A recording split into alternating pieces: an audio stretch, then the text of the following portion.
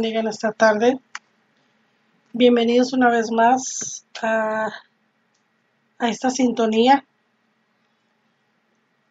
Los saludamos desde la bella ciudad de San Diego, dándole gracias a Dios por el privilegio que Él nos da de estar en este día en sintonía y en este programa. Gracias a Dios porque Él nos da la fortaleza para seguir adelante día a día, porque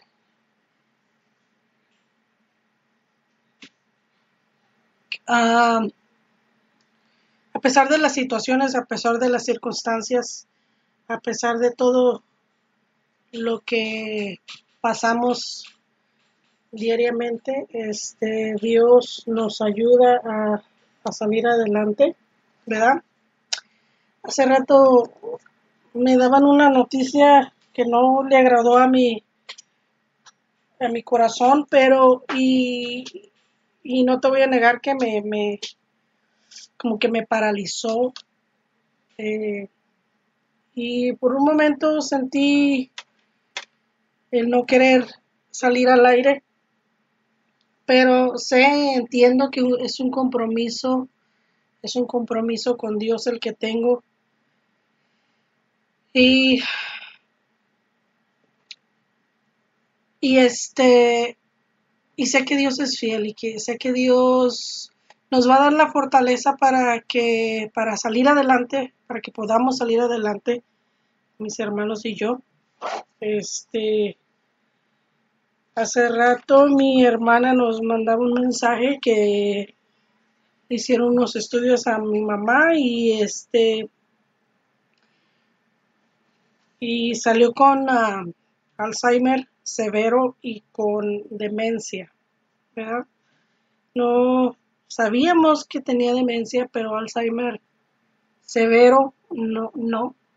Entonces esto me impactó el corazón, hizo que mi corazón se doliera y se está doliendo, pero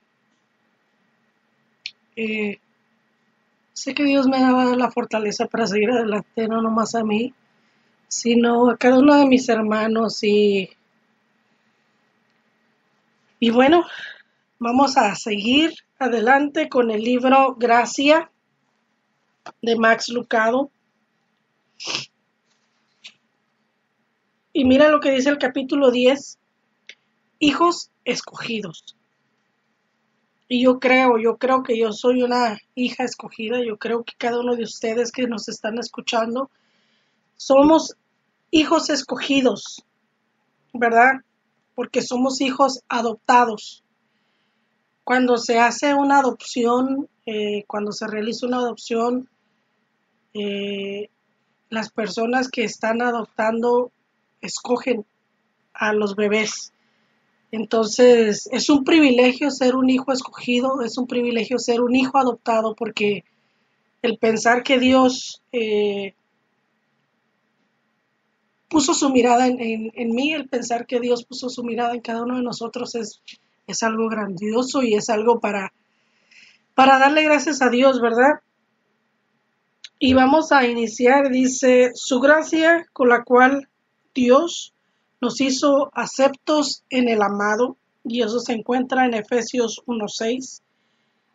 Y luego dice, en Cristo también fuimos hechos herederos, pues fuimos predestinados. Efesios 1:11. Él tuvo la intención de que lo viéramos, de que viviéramos con Él y de que nutriéramos nuestra vida con su sonrisa. Qué hermoso, ¿verdad? Porque Dios es un Dios de misericordia y quiere decir que si Dios es un Dios de misericordia, quiere decir que es que eh, Él siente misericordia, quiere decir miseria. Él siente como si Él fuera el que está pasando el dolor. Él siente como si Él fuera el que está pasando el sufrimiento que pasamos, ¿verdad? Como humanos. Por eso es que Él es un Dios de misericordia. Somos amados por nuestro Creador, no porque intentemos agradarle y lo consigamos, o porque fallemos en hacerlo y le pidamos perdón, sino porque Él desea ser nuestro Padre. ¿Ven? Y vamos a empezar con estos capítulos 10 y 11 son los últimos capítulos de este libro. Y dice, entre 1854 y 1929, aproximadamente 200,000 huérfanos y niños abandonados en ciudades del este fueron colocados en trenes con rumbo al oeste y enviados a través de los Estados Unidos en busca de hogares y familias. Muchos de los niños habían perdido a sus padres en las epidemias. Otros eran hijos de inmigrantes desafortunados. Algunos resultaron huérfanos por la guerra civil y otros más debido al alcohol. Pero todos necesitaban hogares. Cargados en trenes, en grupos de 30 a 40, se detenían en áreas rurales para ser exhibidos. Los alineaban en la plataforma como ganado en subasta. Padres potenciales hacían preguntas, evaluaban la salud, examinaban la dentadura si los escogían. Los niños iban a sus hogares, si no, retornaban al tren.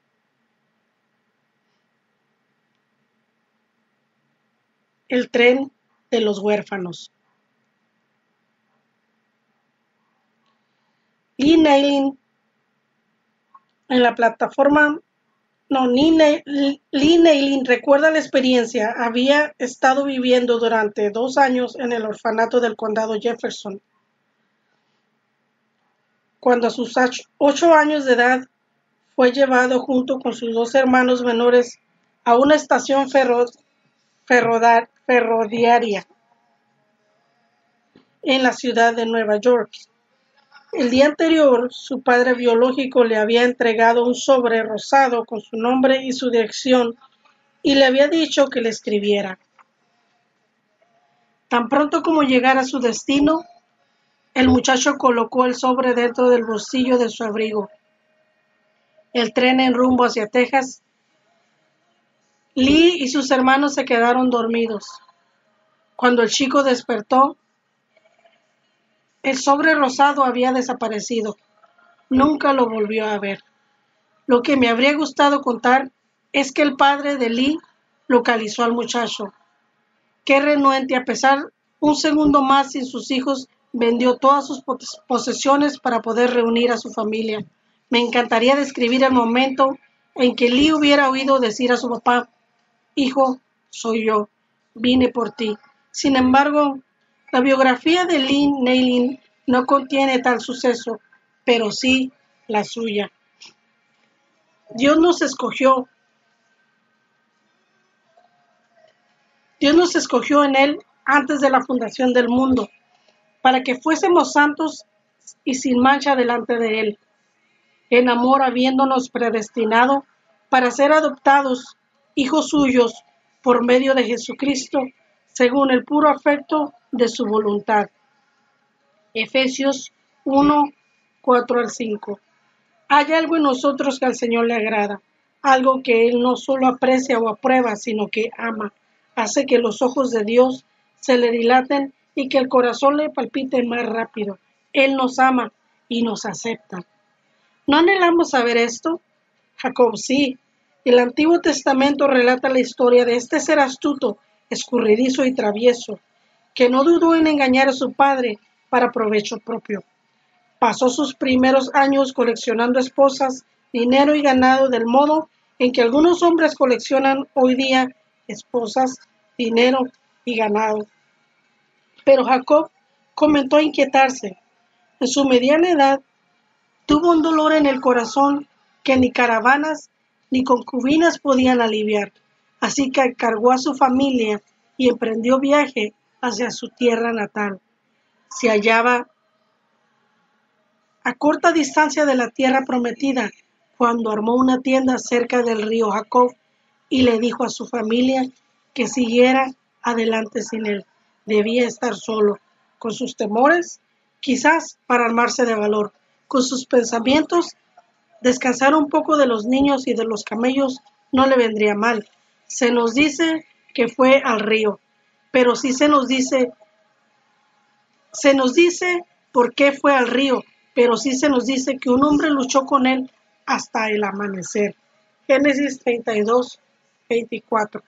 Este era un hombre con H mayúscula, porque no era un individuo común y corriente. Salió de la oscuridad y se abalanzó sobre Jacob. Los dos pelearon toda la noche, tambaleándose y cayéndose en el barro de Jacob. Hubo un momento en que pareció que Jacob vencería, pero el hombre decidió resolver el asunto de una vez por todas. Con un hábil golpe a la cadera, dejó al hebreo retorciéndose como un torero corneado. La sacudida le aclaró la visión y Jacob comprendió: me estoy metiendo con Dios. Se aferró del hombre y lo agarró como si la vida dependiera de ello. Entonces le dijo resuelto: no te soltaré hasta que me bendigas. Versículo 26. ¿Qué vamos a hacer con todo esto? Dios en el barro. Una confrontación con mucha hostilidad. Jacob aferrándose del ángel, luego cojeando. Esto parece más trifulca de contrabandistas que una historia bíblica. Extraño. Pero la solicitud de bendición percibió esta parte. Traducido a nuestro lenguaje, Jacob estaba preguntando: Dios, ¿te importo? Yo haría la misma pregunta. Si tuviera un encuentro cara a cara con el hombre como lo tuvo Jacob, me aventuraría a preguntar: ¿sabes quién soy? En el gran esquema de las cosas, ¿cuento para algo? Muchos mensajes nos dicen que no. Nos despiden del trabajo y nos rechazan en el colegio. Todo desde el acné hasta el Alzheimer. Nos deja sintiéndonos como las chicas sin acompañante en la fiesta de graduación. Reaccionamos, validamos nuestra existencia con intensa actividad, hacemos más, compramos más, logramos más. Igual que Jacob, peleamos. Supongo que todas nuestras luchas solo significan que hacemos esta pregunta: ¿importo algo? Creo que solo por gracia la respuesta de Dios es definitiva. Sé bendito, hijo mío, te acepto. Te he adoptado en el seno de mi familia. Los hijos adoptados son hijos escogidos. Ese no es el caso de los hijos biológicos. Cuando el médico puso a Max Lucado en manos de Jack Lucado, mi papá no tenía opción de marcharse, ninguna escapatoria, ninguna alternativa. No podía devolverme al médico y pedir un hijo más guapo o más inteligente. El hospital hizo que él me llevara a casa. Pero si tú fueras adoptado, tus padres te escogerían. Ocurren embarazos inesperados, pero adopciones inesperadas, nunca.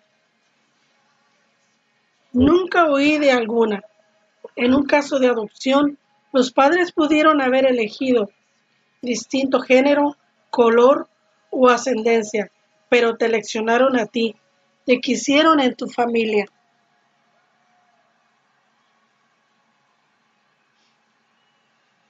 Tú objetas: pero si hubieran visto el resto de mi vida, podrían haber cambiado de opinión. Ese es exactamente mi punto. Dios vio todas nuestras vidas de principio a fin, desde el parto hasta el coche fúnebre, y a pesar de que lo vio, aún estaba convencido de adoptarnos como hijos suyos por medio de Jesucristo, según el puro afecto de su voluntad. Efesios 1:5. Ahora podemos vivir como hijos que hemos recibido el espíritu de adopción, por el cual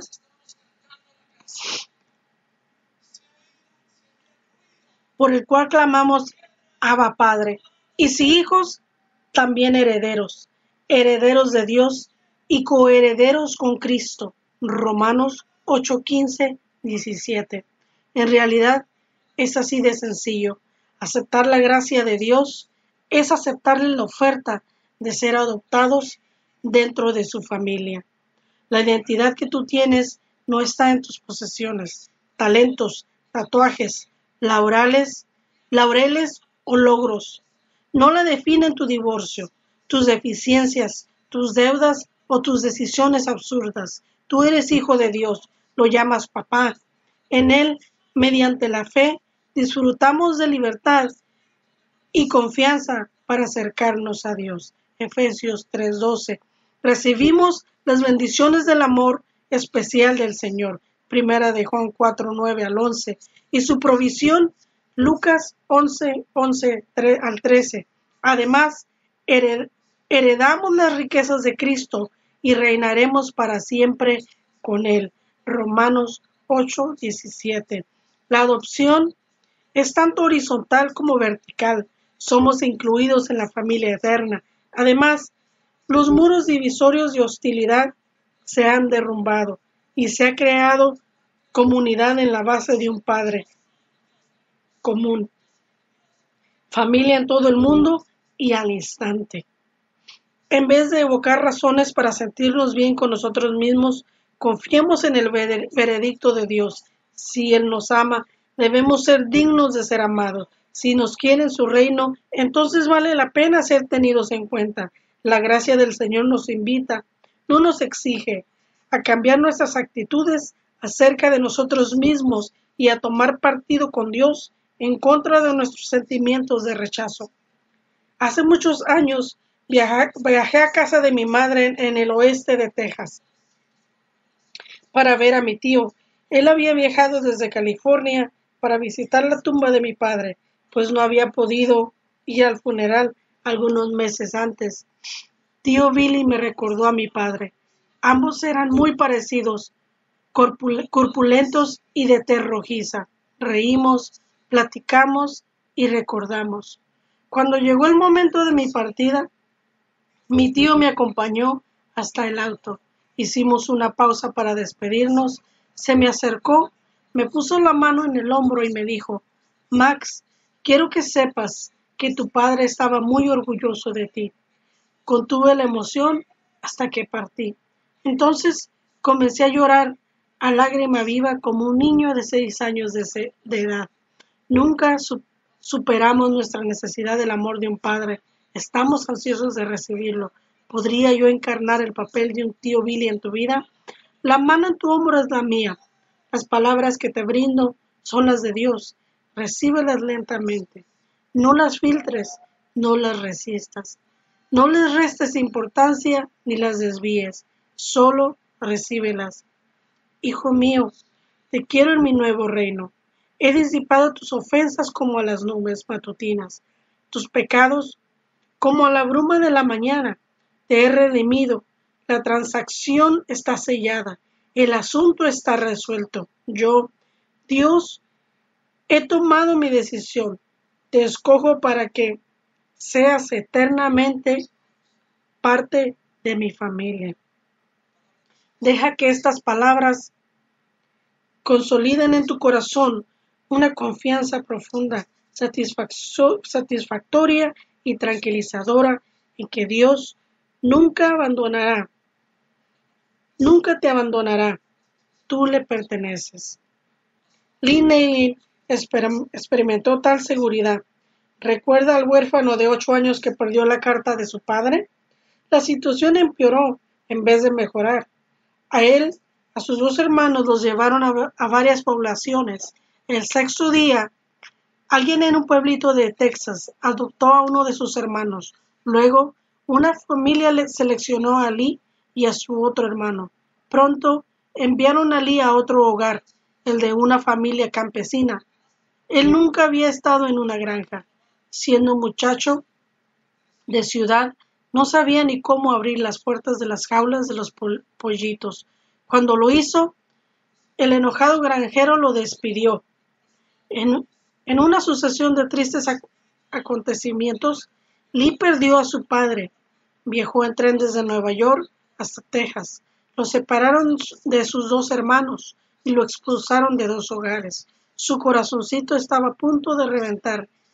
Finalmente, lo llevaron al hogar de un hombre alto y una mujer pequeña y rechoncha. Lee no dijo nada durante su primer comida.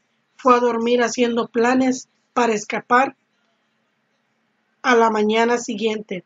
Lo sentaron.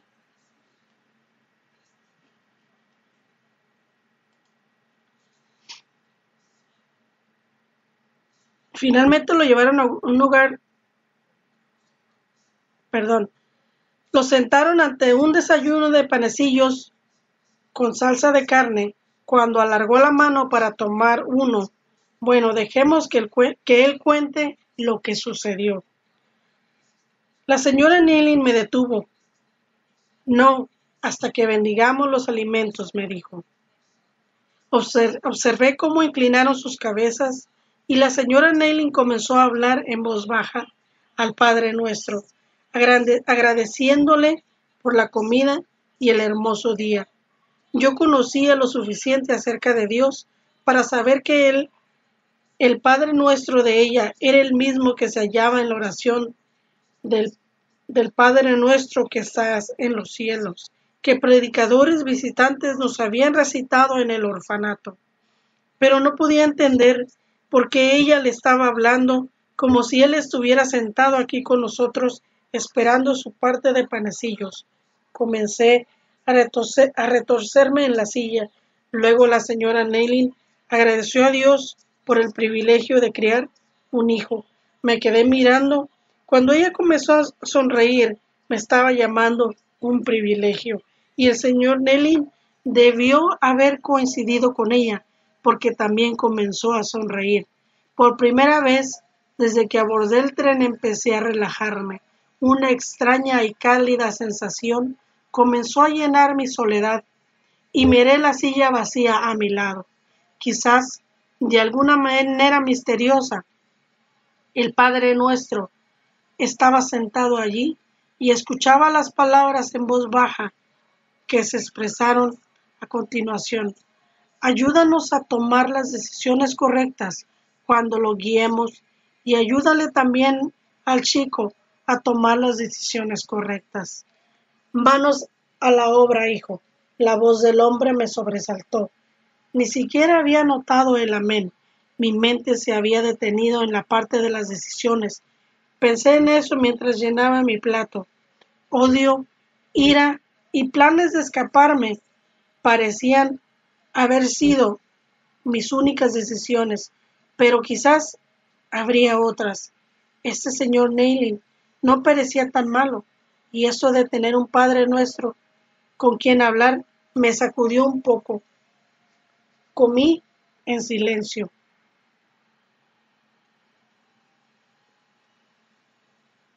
Después del desayuno, mientras íbamos camino a la peluquería para un corte de cabello, nos detuvimos en cada una de las casas que encontramos en el camino y en cada una los Neilin me presentaban como nuestro nuevo hijo. Cuando salimos de la última casa, supe que a la madrugada del día siguiente no habría huida. Ellos tenían algo acogedor que no había conocido antes, al menos podía escoger intentarlo. Y había algo más. Aunque no sabía dónde estaba papá o cómo podría escribirle, tuve la fuerte sensación de que había hallado no uno, sino dos padres.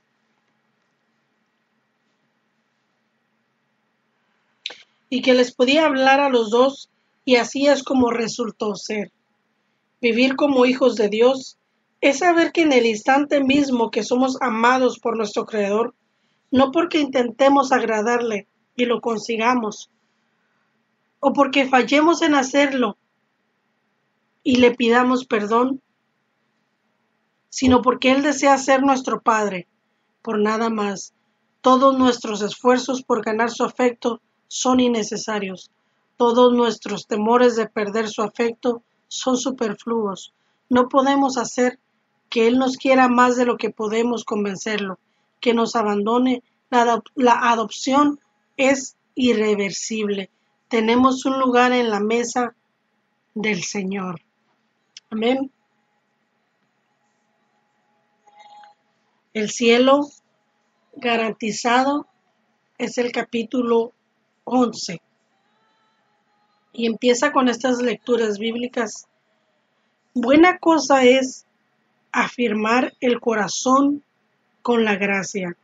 Hebreos 13:9. Que de todo lo que me diere no pierda yo nada. Juan 6:39. No es que guardemos primero sus mandamientos y que luego el Señor nos ame, sino que Él nos ama y luego guardamos sus mandamientos. La gracia es el regalo de sentir seguridad de que el futuro e incluso nuestra muerte van a resultar más espléndidos de lo que nos atreveríamos a imaginar. Confiemos más en que Dios nos sostiene que en que nos sostenemos de Él. Esto me gustó. Confiemos más en que Dios nos sostiene que en que nos sostenemos de Él. Amén. Y el capítulo 11 empieza así. Suspiraba por tener una tarjeta de embarque. Acabo de ver una en el bolsillo de la gabardina de un hombre, canoso sentado a mi izquierda, y que con párpados pesados lee una novela de misterio. Un bastón se inclina contra su pierna. Siento la tentación de aprovechar el momento en que se le cierren los ojos para sacarle la tarjeta del bolsillo y correr como un perro escaldado entre el concurrido pasillo y luego volver a aparecer justo a tiempo para abordar mi vuelo. El hombre nunca sabría qué ocurrió. Desesperado, como un ratón en un laberinto. Mi vuelo cancelado. El siguiente lleno. Si lo pierdo me quedo varado aquí hasta mañana por la mañana. Aspirantes a pasajeros se apiñan como ganado en el corral de la sala de espera. Yo mujo entre ellos. Solo momentos antes supliqué al auxiliar: lléveme a casa. Me servirá cualquier cosa que vuele. Un 747, un jet ejecutivo, una avioneta de fumigar, alas delta, una cometa, lo que sea. En cuanto a asiento cualquiera, estoy dispuesto a sentarme en el lavado de ser necesario. Deslizé una tarjeta de Starbucks de regalo a través del mostrador en dirección a la señorita auxiliar. Ella entornó los ojos, poco impresionada, como si únicamente el dinero la sobornara. Su nombre estaba en la lista de espera, refuñó. La terrible lista de espera, el equivalente de las pruebas de aptitud en la banca, pero no en el campo de juego. Posibilidad, pero sin garantía. Los pasajeros en lista de espera resaltan cada idea con un signo de interrogación. ¿Estoy condenado a vivir de comida de aeropuerto? ¿Aceptará mi tarjeta de crédito el Club Celestial? ¿Es por esto que un aeropuerto lo llaman terminal? Los pasajeros con boleto, por el contrario, descansan como un maestro en su primer día de verano. Leen revistas y hojean periódicos. De vez en cuando levantan la mirada para compadecerse de nosotros, el campesino en espera, a ser contados entre los confirmados, tener nuestro propio número de asiento y hora de partida. ¿Cómo se puede descansar si no se tiene el cupo asegurado en el último vuelo a casa? Muchas personas no lo tienen, muchos cristianos tampoco. Viven con una profunda ansiedad acerca de la eternidad. Creen que son salvos, esperan ser salvos, pero aún dudan preguntándose: ¿soy realmente salvo? Esta no es una sencilla pregunta académica. La hacen los niños que aceptan a Cristo, la hacen los padres de hijos pródigos, también la hacen los amigos de los descarriados. sale a la superficie en el corazón de quienes luchan, se filtra en los pensamientos de los moribundos. Cuando olvidamos nuestro voto a Dios, si olvida el de nosotros, nos pone en una lista de espera. Nuestra conducta nos da motivos para cuestionarnos. Somos fuertes un día, débiles al siguiente, dedicados una hora, flojos la subsiguiente. Hoy creyentes, mañana incrédulos, nuestras vidas reflejan las curvas, subidas y bajadas de una montaña rusa. La sabiduría convencional traza una línea por el medio de estas fluctuaciones. Actúa por encima de esa línea y disfruta la aceptación de Dios.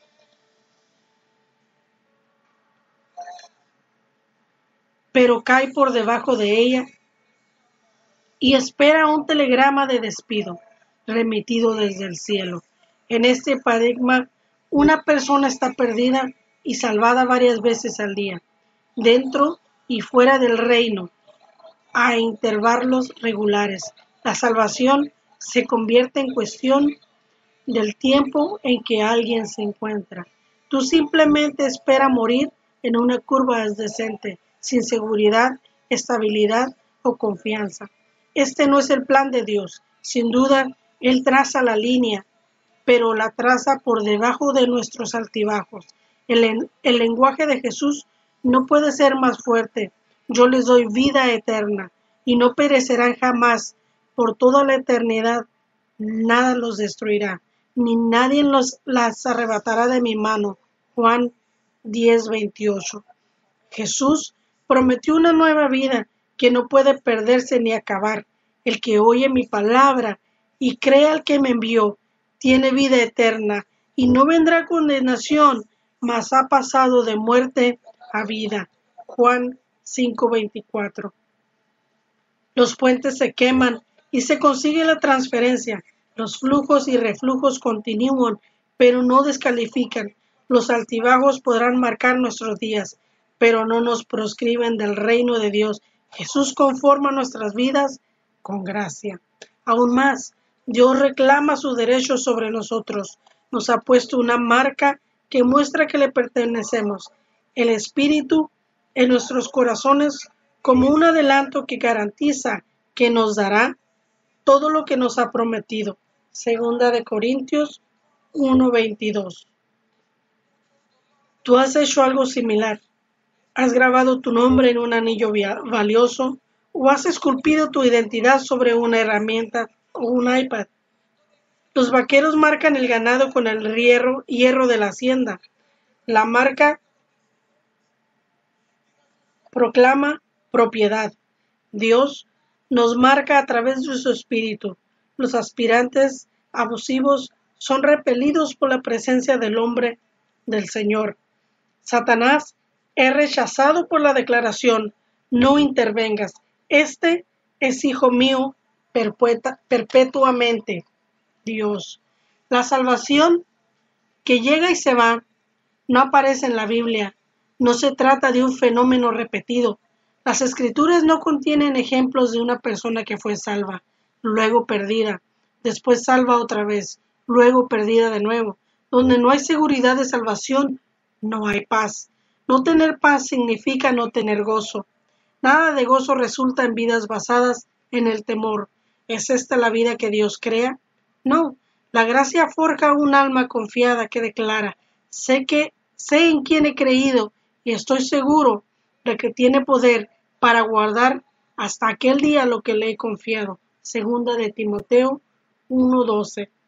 Aunque no sabemos todo en la vida, sí sabemos esto. Tenemos una tarjeta de embarque.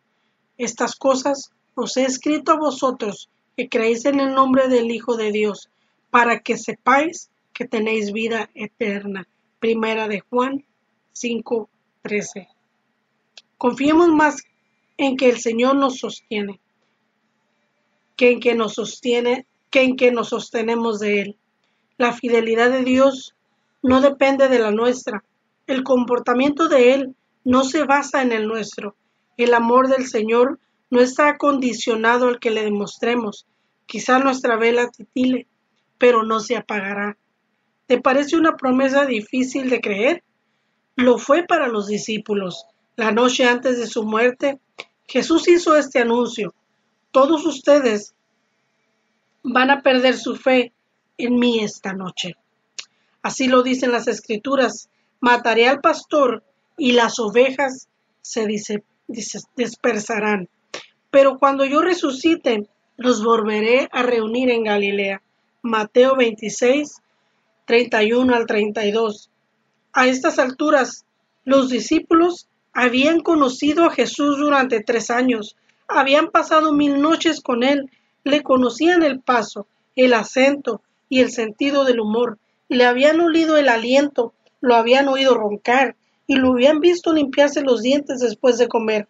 Habían presenciado milagros de los que conocemos e incontables más que no conocemos: pan multiplicado, leprosos limpiados. Los discípulos lo vieron convertir agua en chablis y una caja de almuerzo en un buffet al aire libre. Quitaron vestiduras de difunto a un Lázaro que estuvo muerto. Observaron el lodo que cayó de los ojos de un hombre que fue ciego. Durante 3 años, estos reclutas escogidos disfrutaron los asientos de primera fila de la cancha central de la más grandiosa demostración celestial. ¿Y cómo respondieron? Todos ustedes van a perder su fe en mí. Desertaron, se apartaron, huyeron. Las promesas para los discípulos se derretían como cera en la orilla de una calle en verano. Sin embargo, la promesa de Jesús permanecería firme. Pero cuando yo resucite, los volveré a reunir en Galilea. Verso 32. Traducción: la caída de ustedes será grande, pero mi gracia será superior. Si tropiezan, yo los agarraré. Si se dispersan, yo los reuniré. Si se alejan de mí, yo iré tras ustedes. Me encontrarán esperándolos en Galilea. La promesa se perdió en Pedro. Aunque todos pierdan su fe en ti, yo no la perderé. Verso 33. Ese no fue uno de los mejores momentos del apóstol. Aunque todos arrogancia, yo no la perderé. Autosuficiencia, la confianza de Pedro estaba en sus propias fuerzas. Pero las fuerzas del apóstol se acabarían. Jesús lo sabía. Simón, Simón, he aquí Satanás os ha pedido para zarandearnos como a trigo, pero yo he rogado por ti, que tu fe no falte, y tú, una vez vuelto, confirma a tus hermanos. Lucas 22, 31 al 32. Satanás atacaría y probaría a Pedro, pero no reclamaría a Pedro. ¿Por qué? ¿Por qué el apóstol era fuerte? No, porque Jesús lo era. He rogado por ti. Las oraciones del Maestro inmovilizan a Satanás. Esa persona podría tropezar por un tiempo, pero no caería totalmente.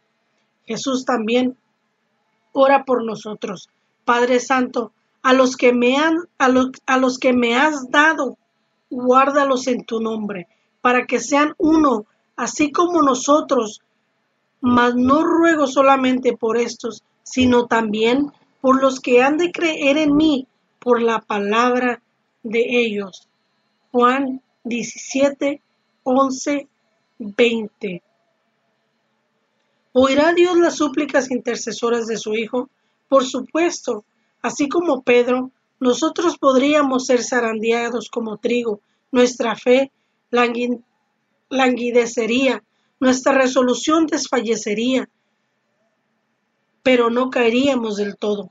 Estamos guardados en Jesucristo. Judas 1. Y por el poder de Dios, Primera de Pedro 1, 5. Y ese no es un poder pequeño, es el poder de un Salvador vivo y siempre persistente. No obstante, ¿podría alguien no aprovechar esta certeza, sabiendo que Dios te agarrará si caes? ¿Podrías caer a propósito? Sí, sí podrías hacerlo por un tiempo, pero ese alguien cambiará a medida de que la gracia se profundice, a medida de que el amor y la bondad de Dios penetren. La gracia promueve obediencia. Piensa en la historia de José, el héroe del Antiguo Testamento. Sus hermanos lo vendieron a unos mercaderes, quienes a su vez lo vendieron a Potifar, un oficial de alto rango en Egipto. Durante su permanencia en la casa de Potifar, José disfrutó del favor de Dios. Jehová estaba con José y fue varón próspero. Todo lo que él hacía, Jehová lo hacía prosperar. Jehová bendijo la casa de Egipcio a causa de José, y la bendición de Jehová estaba sobre todo lo que tenía. Génesis 39, 2, 3, 5. El narrador se asegura que entendamos lo que Dios quiere decir. Dios fue bueno con José, tan bueno que Potifar dejó todo bajo la supervisión del hebreo. Le entregó el manejo de la casa, lo cual podría haber sido un error, porque mientras Potifar estaba afuera, su esposa se interesaba cada vez más en José. Las pestañas le revoloteaban y los labios se le fruncían. Ella puso sus ojos en José y dijo: duerme conmigo. Verso 7. La tentación tal vez era fuerte. Después de todo, José era joven, totalmente solo y estaba en una tierra lejana. Sin duda, Dios comprendería una efímera aventura, ¿verdad? Falso. Miré las firmes palabras de Josué. ¿Cómo pues haría yo este gran mal y pecaría contra Dios? Verso 9. La bondad de Dios conmovió la santidad de José. Su gracia hace lo mismo en nosotros.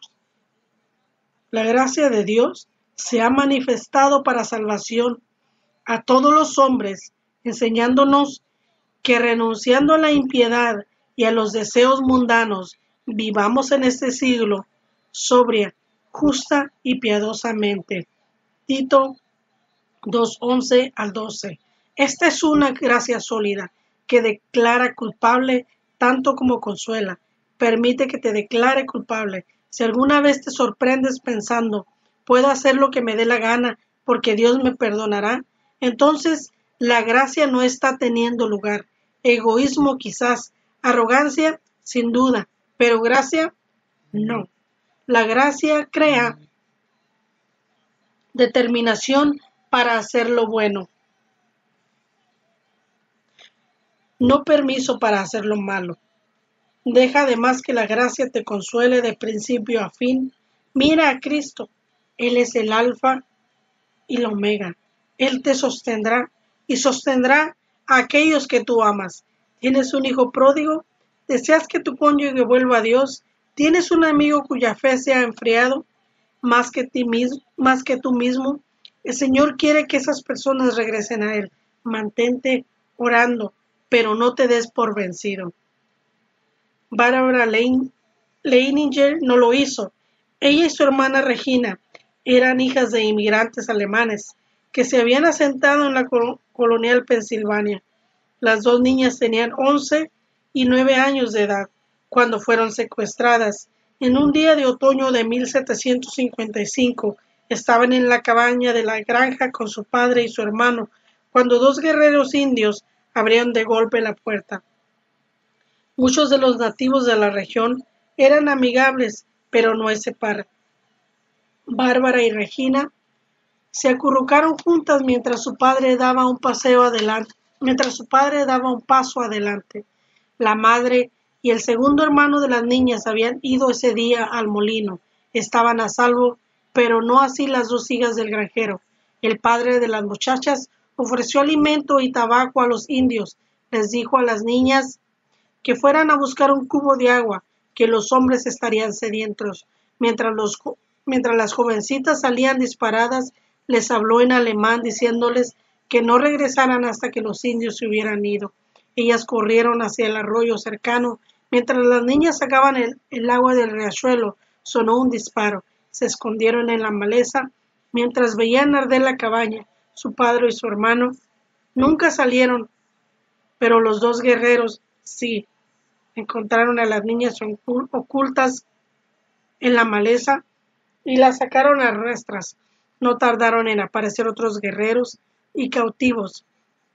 Bárbara se dio cuenta que ella y Regina eran solo dos de muchos niños que habían sobrevivido a la masacre.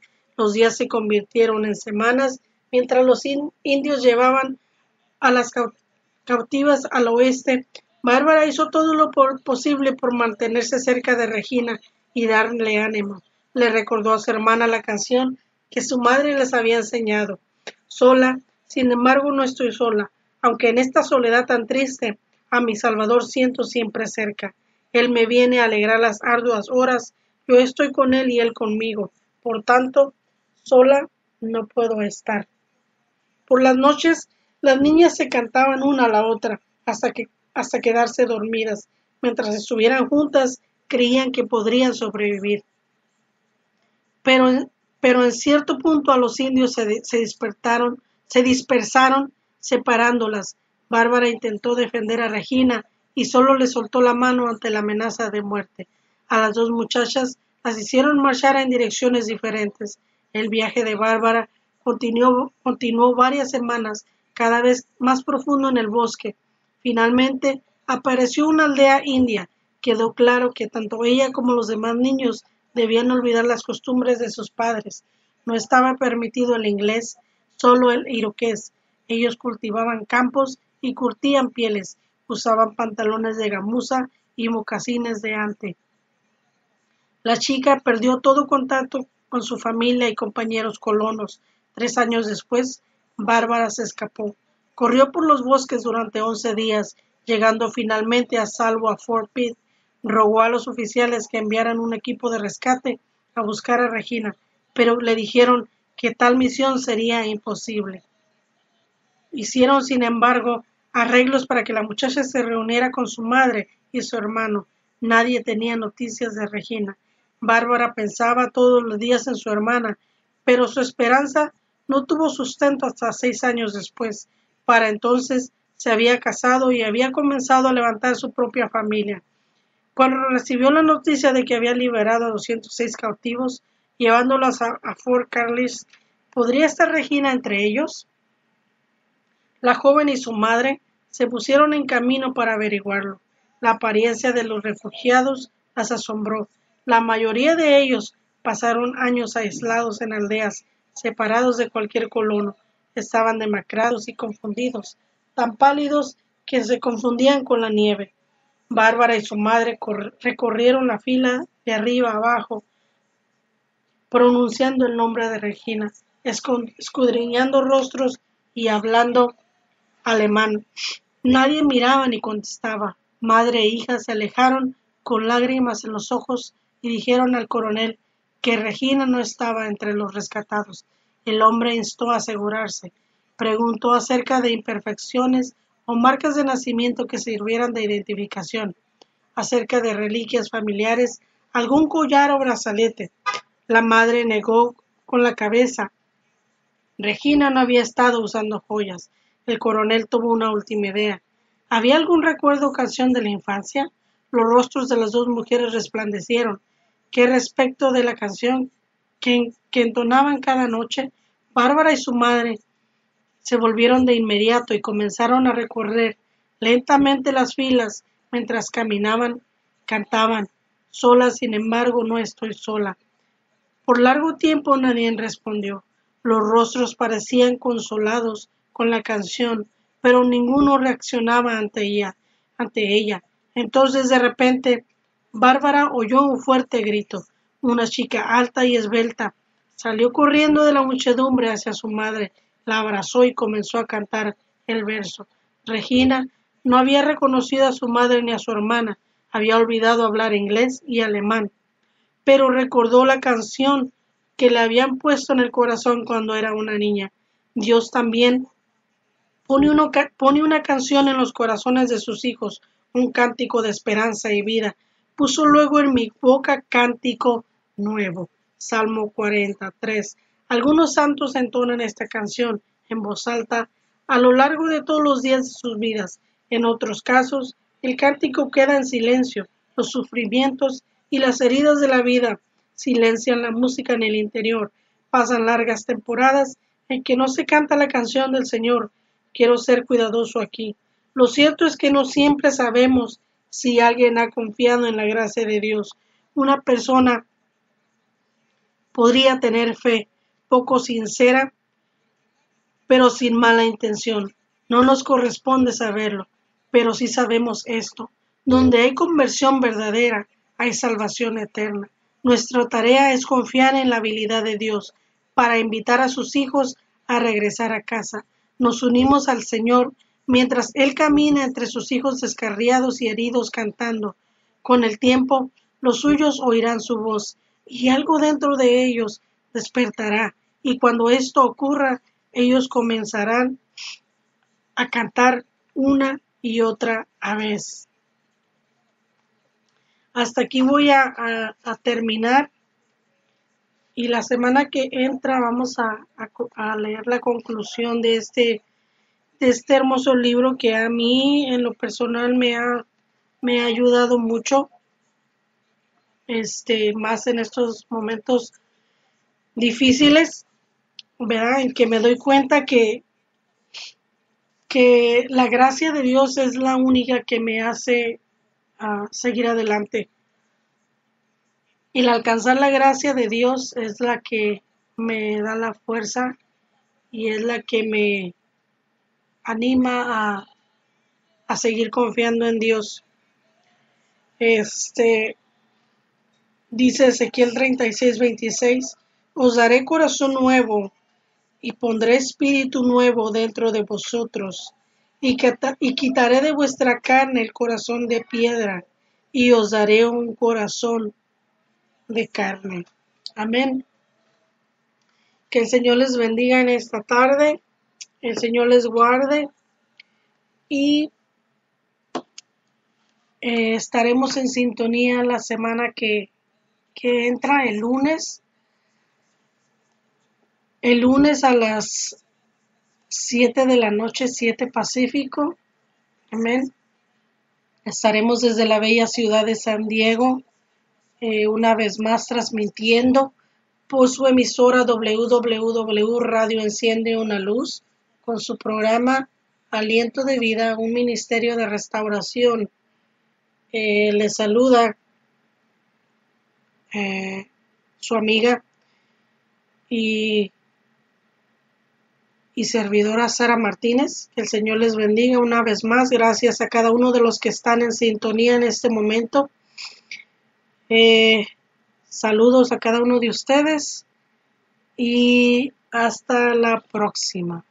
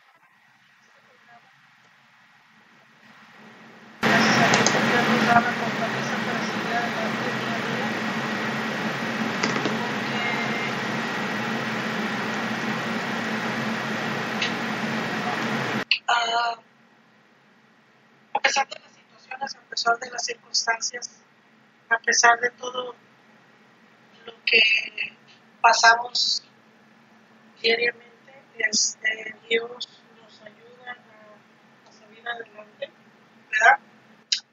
Hace rato me daban una noticia que no me agradó a mi corazón, pero y no te voy a negar que como que me paralizó. eh, y por un momento sentí el no querer salir al aire, pero entiendo que es un compromiso con Dios el que tengo. Y, y